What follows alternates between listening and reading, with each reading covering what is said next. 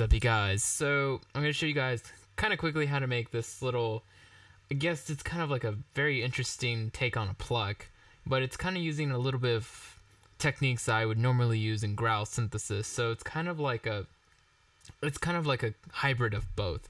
So this is very simple. All it is just a massive patch, and that's really it. And I'm thinking of gathering all of my growls and massive and other synths Ableton racks and putting those into a nice little pack, you know, maybe like $10 for like a pack of 30 growl racks. So this one's kind of simple. Obviously it's just the massive patch, but I have other ones that are very complicated that have all sorts of macros and plugins attached to it that makes it all the more better. So this one is a very simple take. So again, to prove to you that this sound by itself, this patch right here is just massive, I'm going to click on the group. You can see nothing is on in the group. And when I click on the actual track, it's just compressors doing their work. And I have the WoW filter and EQ8 off because I don't really need it here. So this is what we'll be making. So it has kind of like a FM8 grit to it. And there's another part right here. So it's really cool when you start playing the same note in higher octaves and such. So it's a very simple pattern-based type of patch where you just kind of want to keep it very, I guess, finger playing style. So, something that you could tap out on a keyboard or whatever. So, once you mix this in with some cool growls,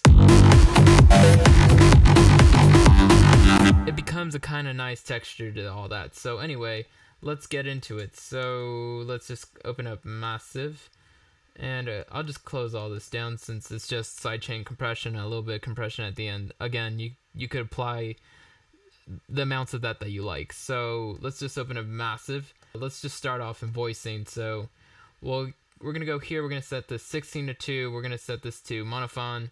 And we're just going to leave it on legato, or we're going to want this on legato so that, every note kind of transitions to the next note in a certain way.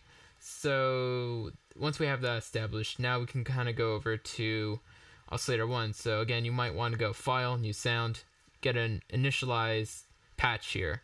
So we're going to set this to carbon, which is like one of my favorite waves that you could possibly choose inside of Massive. I think it's a very interesting random kind of wave to go with. So this is under analog electric and it's called carbon. So absolutely love this.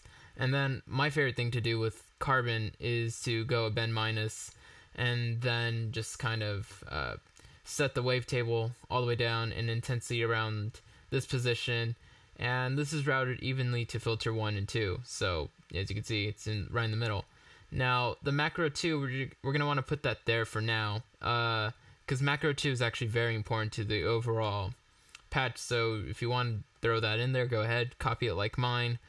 And last, we're going to bring this up in octave. So if you hold down Option while you're in these boxes, or if you've dragged out other parameters, so if I bring this out, if I hold down Option, I can go up and down octaves at a time. So let's see, it's going up from 1 octave, 2, 3. So it's a very great way to just save some time instead of having to click up each number to get to the value of 12. So that's holding down Option or Alt if you're on PC and dragging up and down with the mouse. So it's a very cool little cool trick inside of Massive to save some time. And then Option and Alt also can turn off things really quickly. So you kind of notice how I clicked that off right away. That was just holding down Option.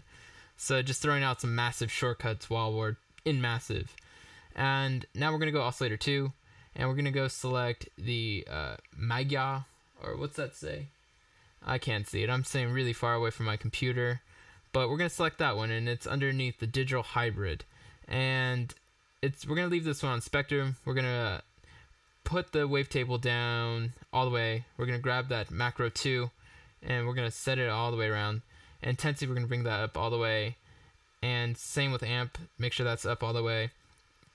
Just in case you get a default patch that, puts the amp somewhere else. You don't want to leave that out. And so this is evenly routed to filter 1 and 2.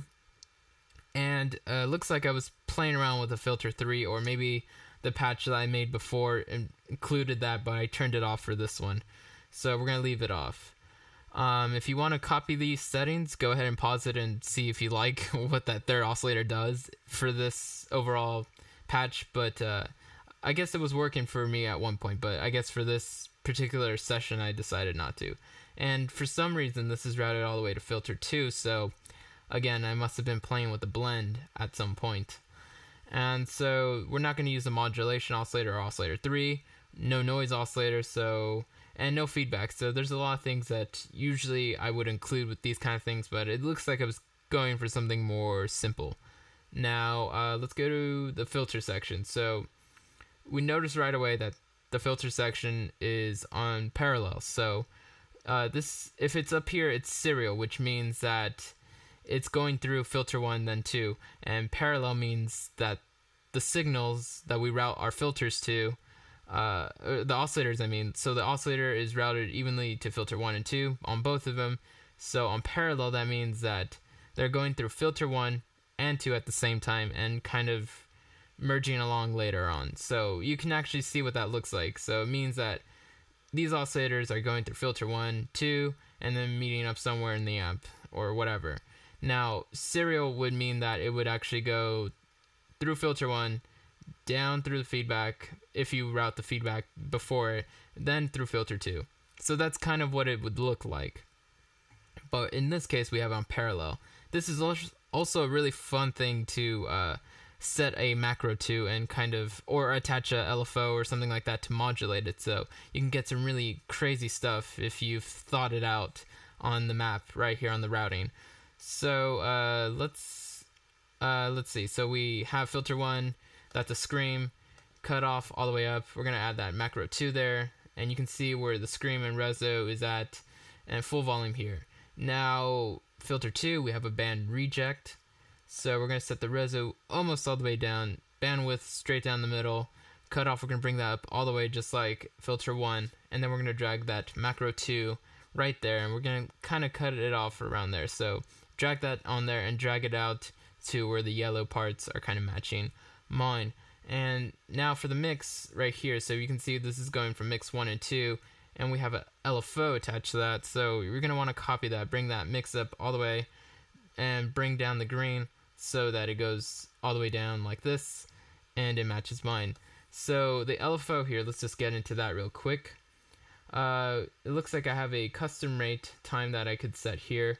I have mine all the way down, which means that it's pretty much in the middle position without the macro there. So we're gonna, this is on restart, which just kind of means that every time a new note starts, the LFO kind of starts in the same position as before. Now, the amp is up all the way. This is just a very typical LFO setting. We have the sine wave over a saw wave. And so, you know, the X fade curve is up all the way, and that's basically it. Very simple. So this macro here is if you kind of want to automate this or play around with that and see where you like that sweet spot of the LFO to go between the mix 1 and 2 of the filters. So let's see what else we got. So blah blah blah, we did filters, we did the LFO. Not using envelopes as far as I can see. But make sure that your envelope 4 looks a lot like mine, because this is our main amp envelope, so we want to make sure that it looks just like mine. This, to me, looks like the default envelope, but in case I move the attack slightly ahead of something, like the word save or whatever, just make sure it matches yours, because that does matter. So now let's do insert 1. So insert 1 is a hard clipper. And you can see the dry wet is kind of a little bit beneath halfway. Drive, let's see, it is up all the way. And we're going to make sure we drag a macro 4 on here, so we can kind of, again, play around with that and maybe even automate it if we wanted to. So just put that there. Now insert 2 is going to be a parabolic shaper. We're going to set the drive up all the way. We're going to set the dry wet pretty low. And then we're going to drag that same macro 4 on there. So this patch was made for I think some website I must have been affiliated to at some point, and they asked me to make some massive patches, and I made these patches with a lot of macros so that it would be very easy and fun to interact with these patches and get some really cool shit. So that's why this particular patch is very macro heavy, because it's just, I made it for other people to kind of come up with their own little sounds out of it just by turning some knobs. So it's very good if you want to assign, you know, your macros to some knobs on your keyboard, if you have a MIDI keyboard that has knobs or whatever, or, you know, just play around with them with the macro editors. So now let's move on to, let's see if we have some oscillator phases going on here. So it looks like we do. I do have the restart via gate on. I didn't move any of the phase positions on any of the oscillators. What this means is that when you turn this on, each wave, kind of think of each wave inside of Massive and each oscillator to kind of look different. So this is basically the starting point and this is the end point. What this does, it makes sure that you can kind of offset the beginning or starting points of each oscillator. So when this is on, each oscillator is starting at the same point when it looks like this. Now if I want oscillator 1's wave phase to be slightly before or after oscillator 2, I would just move it out, and now every time a new note starts, that's the new starting position. So you can kind of blend and offset the phase of the waves in this window. So it's a very great thing to use. I use this a lot. It's probably 99.9% of every patch I make in Massive where I at least experiment with it. Sometimes I don't use it, but most of the times I'll find a unique blend, and this is probably the easiest way to make a unique sound inside of Massive, using the oscillator phases, especially if you're using analog, electric, and digital hybrid type waves. So let's see, it looks like I also have a little bit of glide on this. Vibrato looks to be about normal. So let's see. La la la. We did routing, we did voicing, we did oscillator phases, we did envelopes. So we did everything. So let's go to FX now. So we have a little bit of classic tube. So some distortion right here, some warmth. So we're gonna add, so the dry, wet, and drive are basically looking away from each other. So you can see where those are at. And so I'm gonna move on to reverb. So we chose the regular reverb here, not small reverb. Dry wet is kind of in the same position as the dry wet and classic tube. We're gonna put the size, density, and color all in the same position, pretty much right down the middle. And that's basically it. And make sure if this is too loud or if it's in the red, you want to bring this down to around there. So let me see if mine is. So mine is kind of almost close to the top, but it's still very much in the safe zone. That's basically the video so far. I know it took a long time to get through one Massive patch, but I like to explain things along the way. So if you guys like that, drop a like, comment if you guys want some splice codes or whatever to join on that. And if you guys want to jump on this project with me, I'll finish it online with you guys in Splice and then post it up somewhere later on, like SoundCloud or maybe YouTube, whatever. So thanks guys for watching, and late.